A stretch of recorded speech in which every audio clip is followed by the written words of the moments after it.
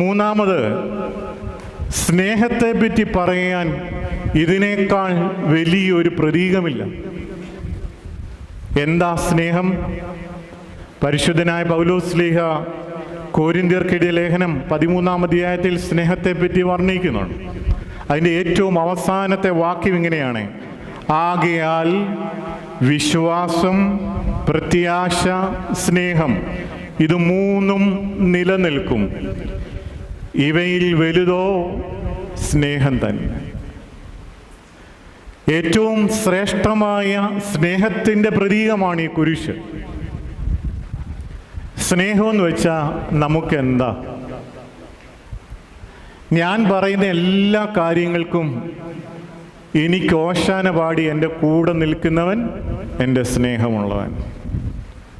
ഞാൻ കാണിക്കുന്ന എന്ത് തോന്നിവാസമായാലും എനിക്ക്